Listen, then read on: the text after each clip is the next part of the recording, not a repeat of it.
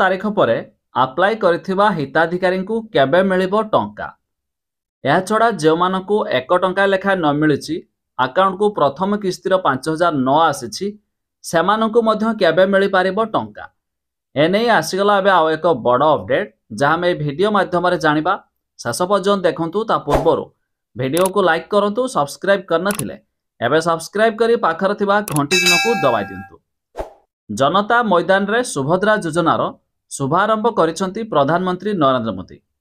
निज जन्मदिन रे ओडिशा रे महिला को बड़ भेटी देई प्रदान करिसंती पीएम टंका।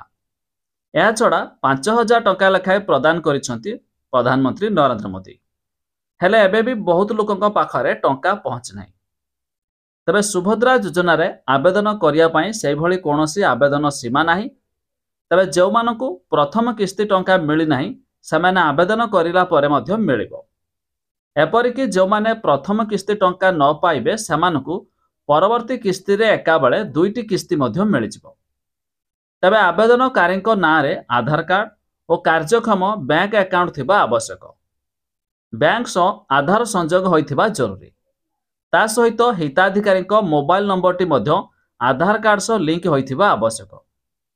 सुभद्रा योजना रे 21 रु 60 वर्ष पर्यंत महिला सामिल होई पारिबे। एने गाइडलाइन रे स्पष्ट करिसंती राज्य सरकार।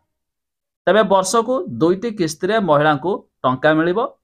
प्रत्येक किस्ती रे महिला अकाउंट को सीधा सड़क टंका आसीबो। तबे राखी पूर्णिमा एवं महिला दिवस रे एही टंका मिलिबो। जो माने डिसेंबर पर्यंत आवेदन करिथिबे सेमानकु मध्यम प्रथम किस्तीर लाभ पाइबे।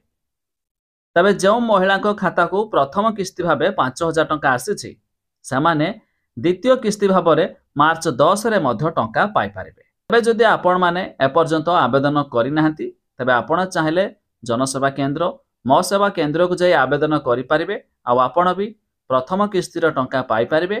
प्रथम किस्तीर न पाइले भी मार्च 8 रे एका बेले दुईटी किस्तीर 10,000 टंका मध्य आपण भी पाई पारिबे।